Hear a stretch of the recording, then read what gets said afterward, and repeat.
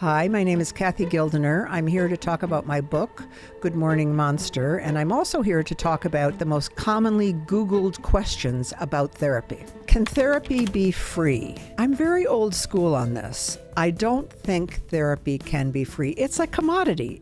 You're buying an expert's opinion. Who gives away expert opinions? I mean, you go to school for, 12 years to try to know something and then say, now, can this be free? Freud also makes a good point that when you pay for something, you value it. Will therapy actually help me? Short answer, yes. Long answer, it depends who your therapist is. And it depends your attitude toward therapy. You really have to understand that when you go into therapy, all the therapist is a guide. And you have to do the work. And you have to make changes. And changes are scary. We have defenses for one reason. We don't want to look at what we're anxious about. But it's really important to find the right fit.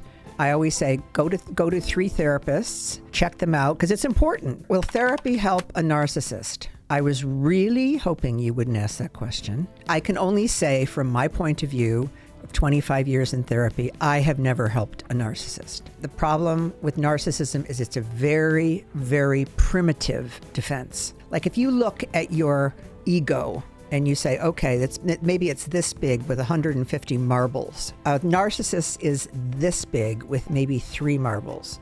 And they really can't sustain ripping apart their defenses, looking at why they're anxious, and their major defense is actually life-threatening. So it's one of these things where you can say, oh, don't try to go there because I will always up it and do it times 50. So also narcissists feel incredibly wounded even over tiny things. So they retaliate in the same way that they're hurt, the same amount they're hurt. Like you crushed me, now I'm going to crush you, when in fact you haven't. The other thing about narcissists is I can tell them on the phone when they call, because they'll say, I've seen 4 therapists, they were all terrible, and I heard you're wonderful.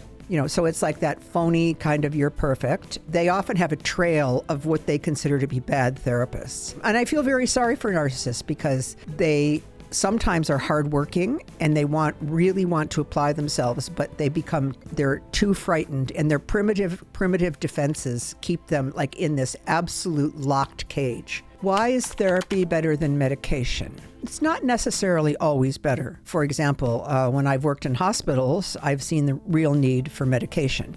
And sometimes you'll see people that are so depressed that they can't actually participate in therapy. They're almost immobilized. Medication gets a bad name, particularly for depression, because sometimes it really does that thing of just lifting you enough so that you can say, oh, I can reach for help. Because before that, they can't.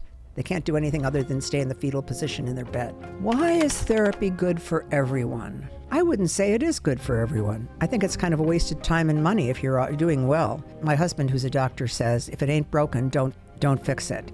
If you don't need to come to a hospital, don't. They have bugs. If you're well-adjusted, you're happy, and then you come to therapy, you just say, I just want to know more about myself. I've had people do that, just want to know more about themselves in a kind of Jungian way, in a kind of, what is the collective unconscious? What do these fantasies mean, et cetera, et cetera, et cetera.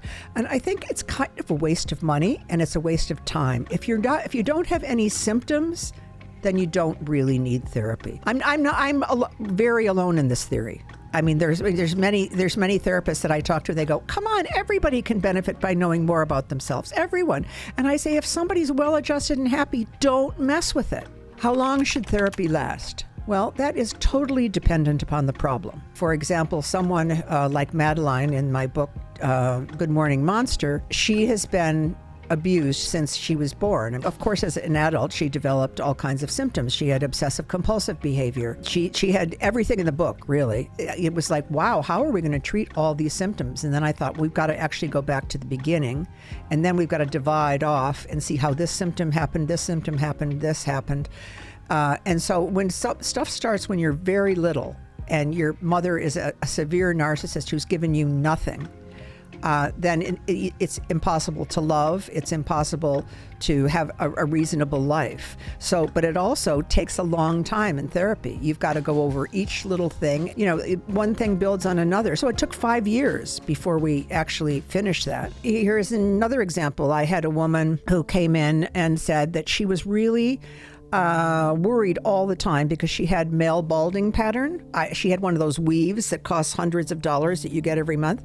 And she'd say, I'm afraid it was going to move. I was afraid whatever. And then when I have a relationship with somebody, I'm afraid to tell them that I don't really have this hair. It went on, went on and on for a week or two. And then I said, okay, let's get a hair implant. Whatever it costs, borrow the money, get the implants, and then come back, and then we will see if you're still anxious. She wasn't. She said, I'm fine. Like, now that I have this, I don't worry about the hair thing. She said, I've had it since I was like 14, and it's really, really bothered me. So, by the end of a month or two, we were finished. Because, she came in with like a real complaint that really wasn't neurotic. In the beginning, I used to think everything was psychological. And now I've learned always deal with whatever they say is a symptom in a practical way. If that doesn't do it, then go on to the next thing. So sometimes I see people for a month and sometimes I see them for 5 years.